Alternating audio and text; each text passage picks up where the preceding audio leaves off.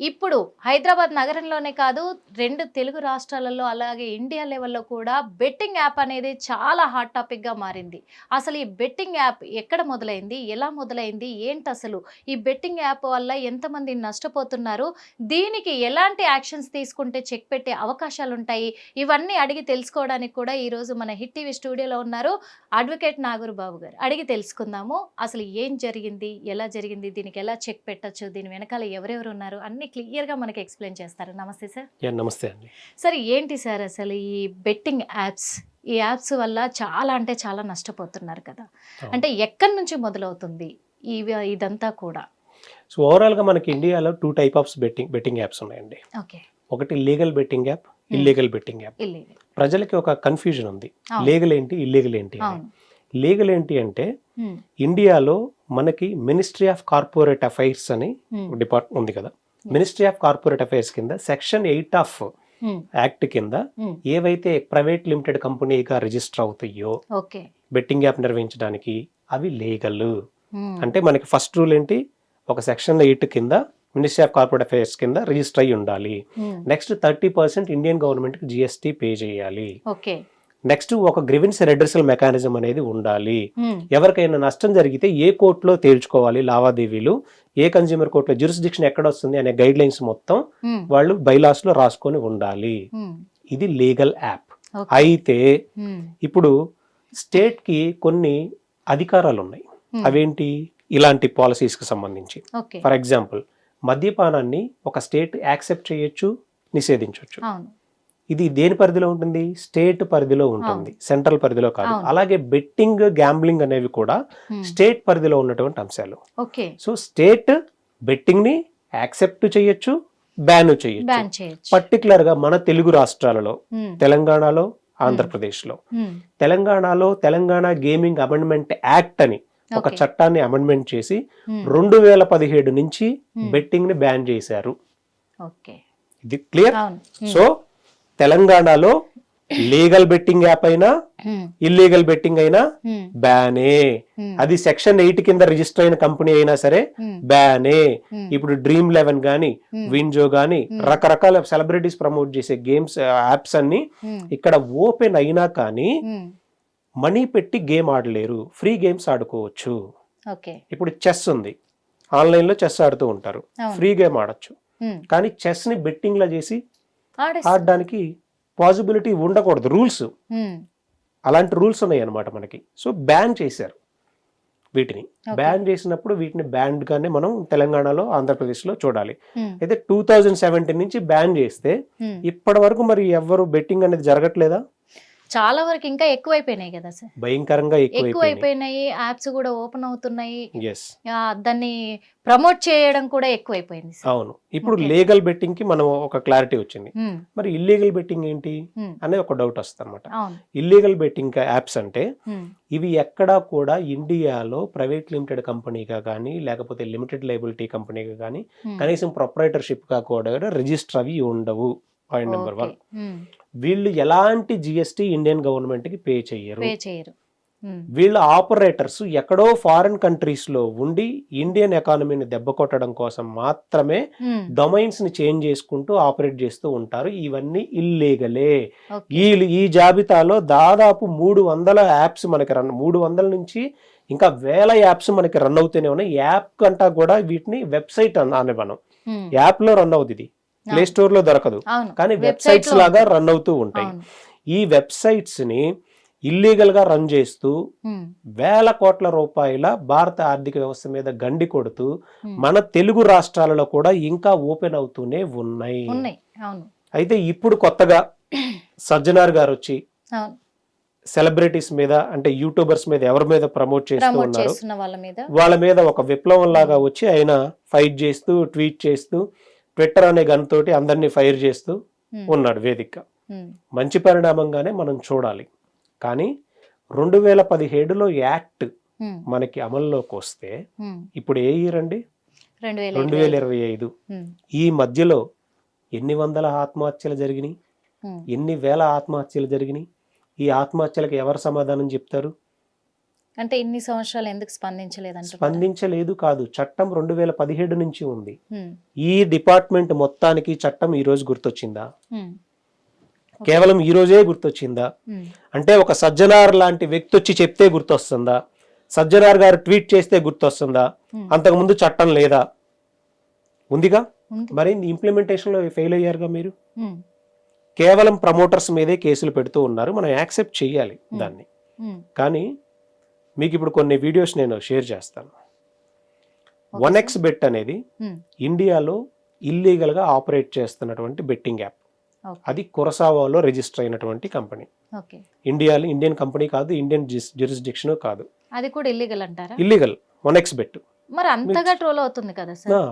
1xBet అనేది illegal. మీరు చూడండి, 1xBet ఇండియాలో రిజిస్టర్ అయ్యిందా? సెక్షన్ 8 కింద ఏమన్నా రిజిస్టర్ అయ్యిందా? మినిస్ట్రీ ఆఫ్ కార్పొరేట్ అఫైర్స్ కింద అవలా. ఎక్కడ రిజిస్టర్ అయ్యింది? కురసావాలో రిజిస్టర్ అయ్యింది. మన దరిద్రం ఏంటంటే కురసావా వాడు కొన్ని వేల బెట్టింగ్ యాప్లకి పర్మిషన్ ఇచ్చేసేసాడు, లైసెన్స్లు ఇచ్చాడు. అయితే అవన్నీ ఇండియాలోనే ఆపరేట్ చేయబడుతున్నాయి. యుఎస్ఏలో ఆపరేట్ చేయడానికి లేదు, మన పక్క దేశం పాకిస్తాన్లో ఆపరేట్ చేయడానికి లేదు, బంగ్లాదేశ్లో ఆపరేట్ చేయడానికి లేదు, దుబాయ్లో ఆపరేట్ చేయడానికి లేదు, స్విట్జర్లాండ్లో ఆపరేట్ చేయడానికి లేదు, ఆస్ట్రేలియాలో ఆపరేట్ చేయడానికి లేదు. ఇవన్నీ బ్యాండ్ లిస్ట్ అని మీరు ఒకసారి టర్మ్స్ అండ్ కండిషన్స్ ఓపెన్ చేస్తే క్లియర్ గా ఉంటాయి. అంటే ఇండియన్ ఎకానమీని టార్గెట్ చేయడం కోసం మాత్రమే ఈ కురసావో అనే దేశం లైసెన్స్లు ఇస్తూ ఉంది. ఇంకొక వింత ఉంది ఇందులో. ఎవరైతే పర్మిషన్ ఇచ్చారో, ఏ కంట్రీ అయితే పర్మిషన్ ఇచ్చిందో, ఈ యాప్స్ కి ఆ కంట్రీలో ఉన్న ప్రజలే ఆడడానికి లేదు. ఇంతకీ అక్కడ ఎంతమంది జనాభా ఉంటారో తెలుసా? 140,000 మంది మాత్రమే. 140,000 మంది జనాభా ఉన్న నీ దేశంలో నువ్వు పర్మిషన్ ఇస్తుంటే అక్కడ ఆడడానికి లేదు. కానీ 100 కోట్ల పైగా 130 కోట్లు ఉన్న నా జనాభా ఆర్థిక వ్యవస్థ లాజిక్ ను మర్చిపోయి మెయిన్ నేరస్తులు అంటే ఆపరేట్ చేస్తున్న వాళ్ళే కదా సార్. ఎస్, డెఫినెట్ గా ఇన్ని వేల బెట్టింగ్ యాప్ ని ఇప్పుడు సజ్జనార్ గారు ట్వీట్ చేశారు, వీళ్ళని అరెస్ట్ చేశారు. నా క్వశ్చన్ ఏంటంటే, ఇంకొక 100 మందిని 200 మంది 300 మందిని అరెస్ట్ చేయండి. బెట్టింగ్ యాప్ పరీమ్యాచ్ కానీ 1xBet కానీ నేను చెప్పిన ఈ 330 ఇది ఈ కురసావో రిజిస్టర్ లైసెన్స్ ఇచ్చినటువంటి అన్ని బెట్టింగ్ యాప్స్ ఇప్పుడు మీరు ఫోన్ లో ఓపెన్ చేయండి, ఓపెన్ అవుతుందా లేదా? ఓపెన్ అవుతుంది సార్. అవుతుందిగా. అవుతుంది. మరి ఆడేవాళ్ళు ఆగుతున్నారా? బెట్టింగ్ యాప్ ఆపరేటర్ ఆపుతున్నాడా? ఆపాల్సింది ఏంటి ఫస్ట్?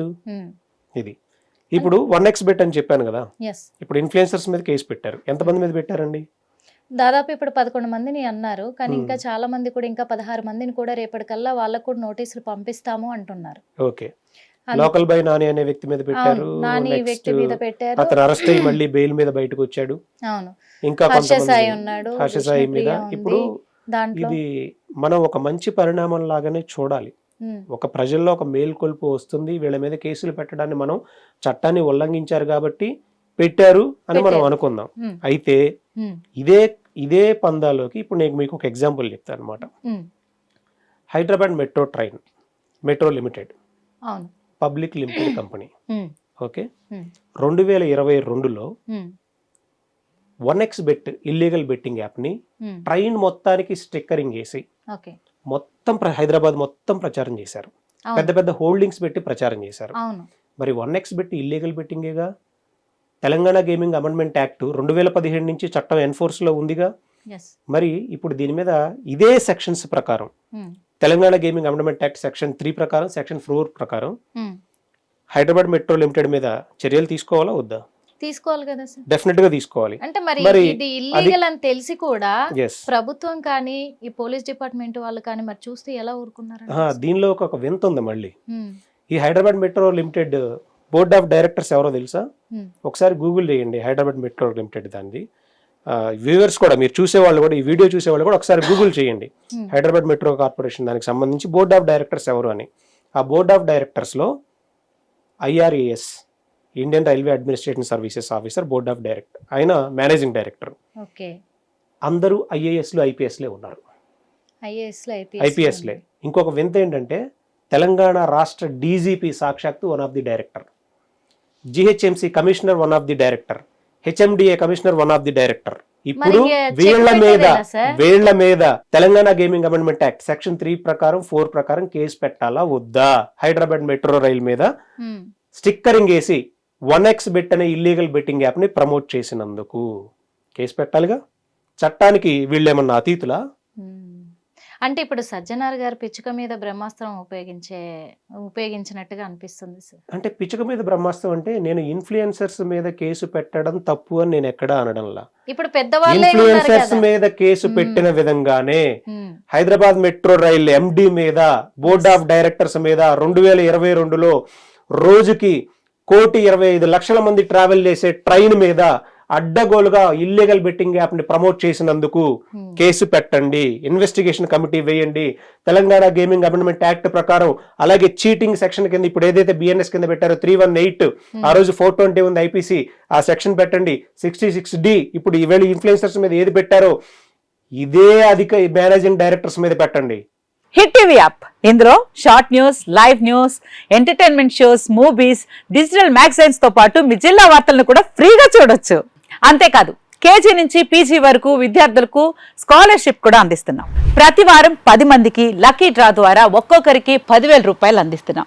ఇంకెందుకు ఆలస్యం, వెంటనే హిట్ టీవీ యాప్ ని డౌన్లోడ్ చేసుకుని ఫ్రీగా ఎంటర్టైన్మెంట్ పొందండి. Hit TV app. Hit TV app. Please download Hit TV app. Hit TV యాప్ని ఫ్రీగా డౌన్లోడ్ చేసుకొని ఎంజాయ్ చేయండి. మీకు నచ్చిన ఎంటర్టైన్మెంట్ కోసం హిట్ టీవీ యాప్ ని ఫ్రీగా డౌన్లోడ్ చేసుకుని ఎంజాయ్ చేయండి. హిట్ టీవీ యాప్ని డౌన్లోడ్ చేసుకుని ఆస్వాదించండి, ఆశీర్వదించండి. ఇంతమంది సెలబ్రిటీలు హిట్ టీవీ యాప్ ని డౌన్లోడ్ చేసుకోండి అని చెప్తున్నారంటే ఎంత మంచి యాప్ ఆలోచించండి. అమెరికా అమెరికాలో చదవాలనుకునే వాళ్ళకి విశ్వసనీయమైన పేరు మన శౌర్య కన్సల్టెన్సీ. UK లో 1 year masters. UK లో 1 year masters. 2 years work permit up to 5 years visa. Contact Saurya Consultancy. Contact 89851 89851.